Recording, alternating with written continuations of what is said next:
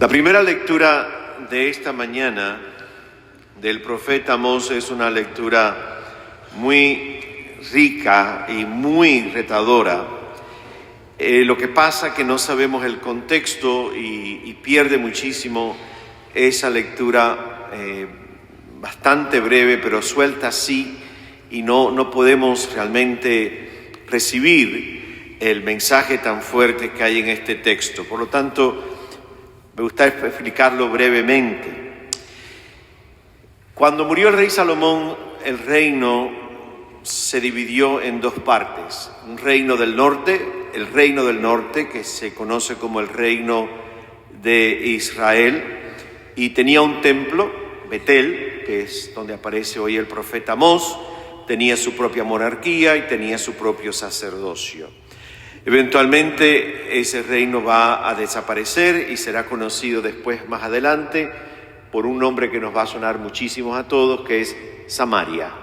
El reino del norte se convertirá en Samaria. Y el reino del sur es el que va a prevalecer en la historia y se conocerá como el reino de Judá. Por supuesto, la capital y el centro religioso y político era Jerusalén, y tenía una monarquía propia. El reino de Judá es el que va a prevalecer por razones políticas y razones religiosas en la historia. Aparece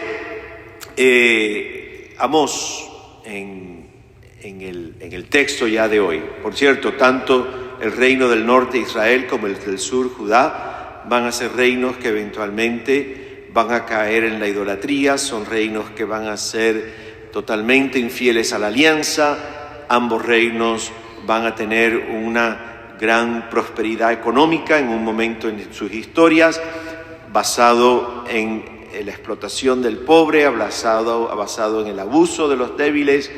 Ambos reinos van a encontrarse en necesidad de negociar con los mayores reinos que estaban alrededor. Eso lo escuchamos toda esta semana en la primera lectura, sobre todo con uno que se llamaba Siria. Eso hizo que entrara en ambos reinos la idolatría, los famosos Baales, y ambos reinos van a ser destruidos, reconstruidos, destruidos y reconstruidos. Esa es la historia básicamente del reino de Judá y del reino de Israel.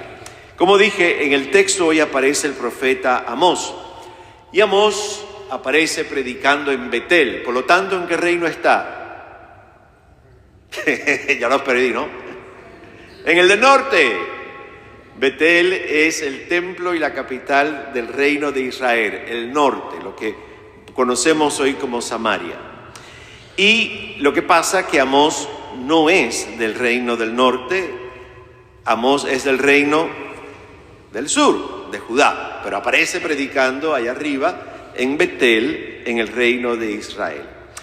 Es un profeta que se lee muy poco en la liturgia, pero es un profeta que tiene una boca muy grande.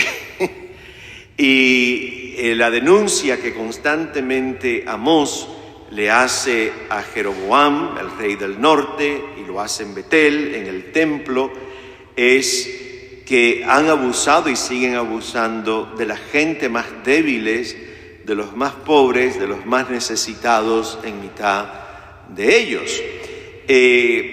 En el texto aparece un sacerdote de Betel, se llama Amasías. Y lo curioso es que el nombre Betel significa casa de Dios.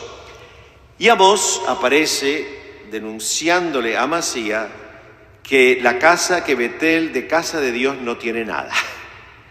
Y que el culto que se da a Dios en Betel es un culto que está vacío, es un culto incluso idolátrico, porque el reino no practica la justicia, la compasión y la misericordia.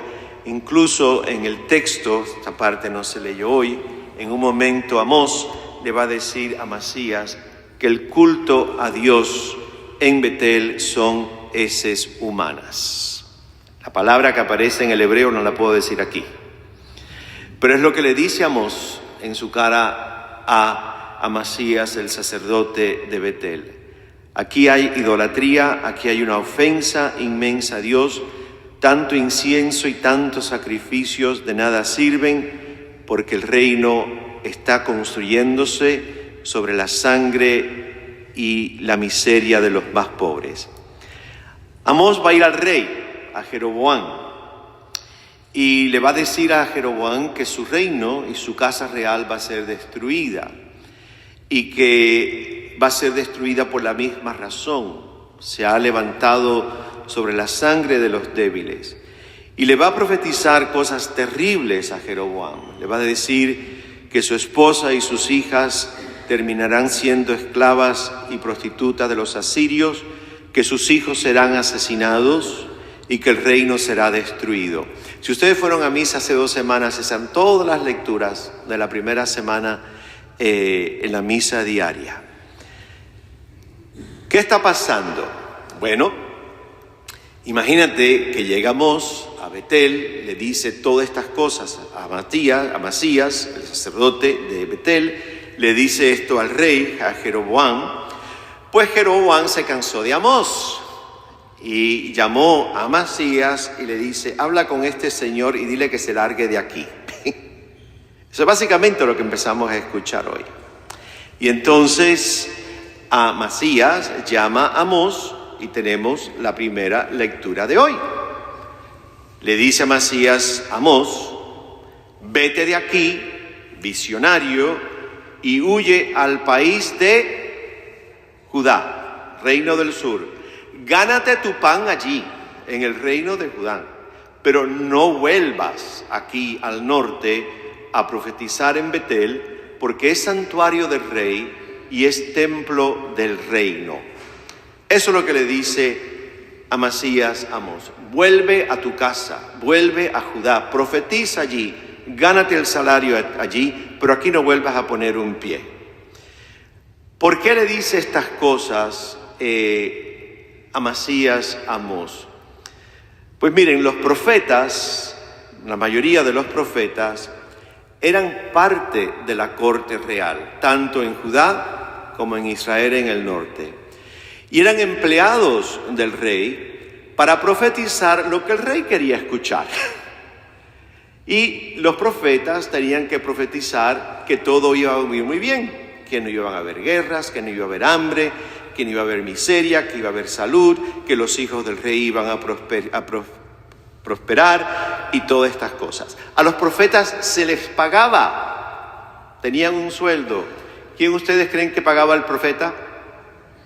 El rey. El rey era el que le pagaba al profeta. Por lo tanto, lo que Amós le dice: oye, Amasías le dice a Amós: oye, acuérdate quién firma el cheque, ¿eh?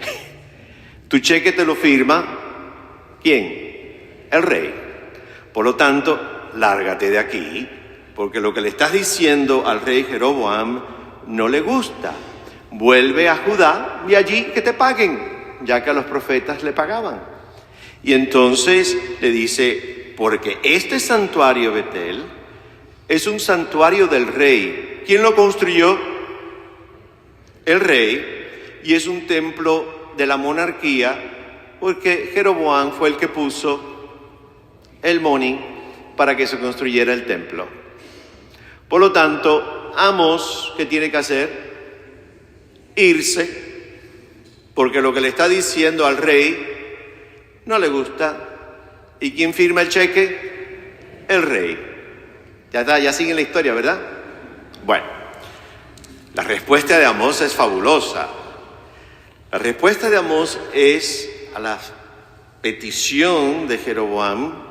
Le dice de Amasías, que está hablando de parte del rey, le dice: oye, Amasías, yo no soy profeta, ni siquiera pertenezco a una compañía de profetas, porque los profetas formaban asociaciones y el ser profeta también era hereditario: profeta, hijo de profeta, nieto de profeta, porque a todos los profetas les pagaban. Y le dice: yo no soy parte de una compañía de profetas, yo no vengo de una familia de profetas, yo no soy profeta.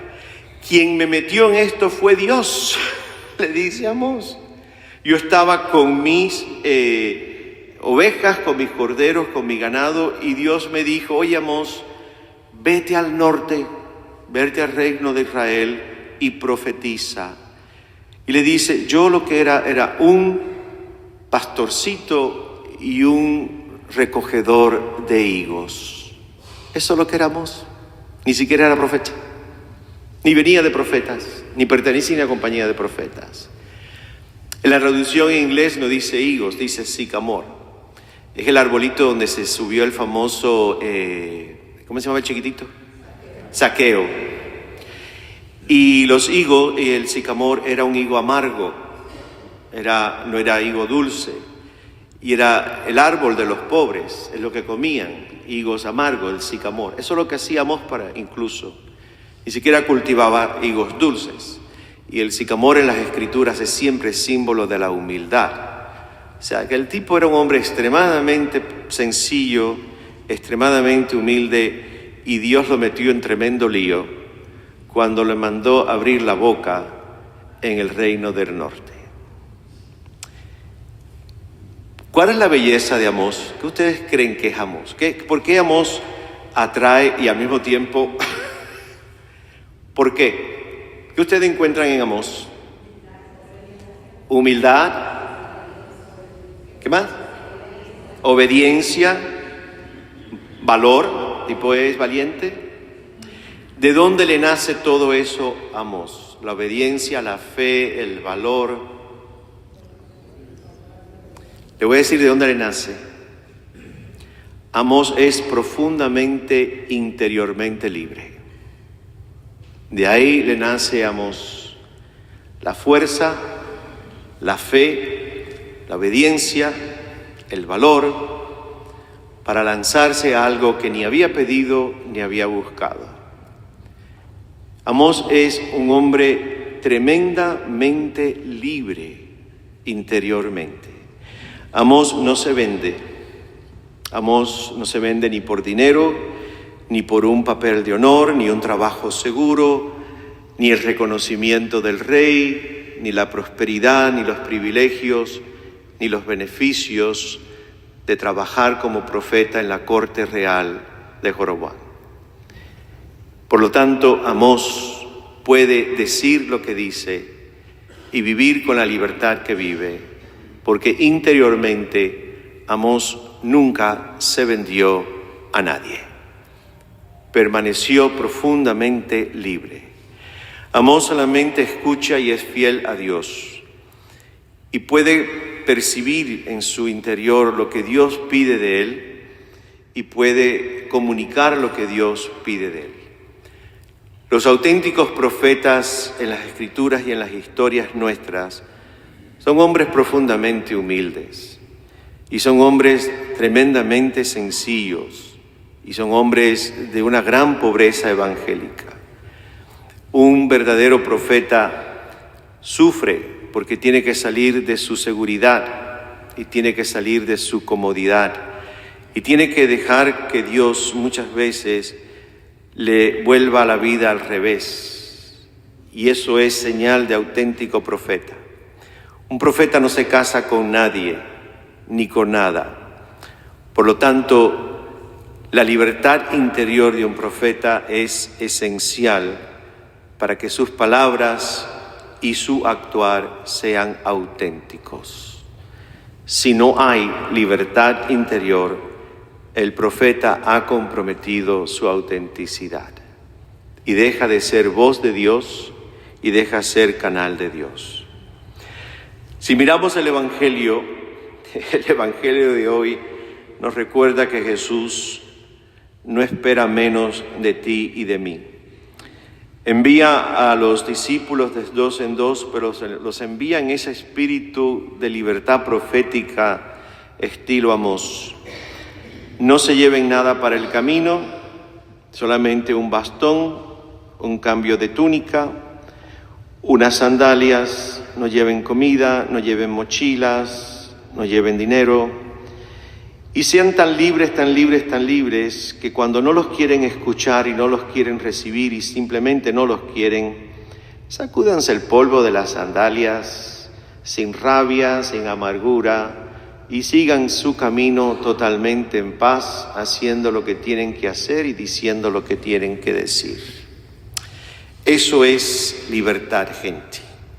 Viajar ligeritos de equipaje por la vida, ligeritos, para ser profundamente libres y poder entonces proclamar el reino de Dios, proclamar el Evangelio, permanecer libres y no tocados como el profeta Amós, sino nuestra autenticidad y nuestra transparencia empiezan a hacerse comprometidas.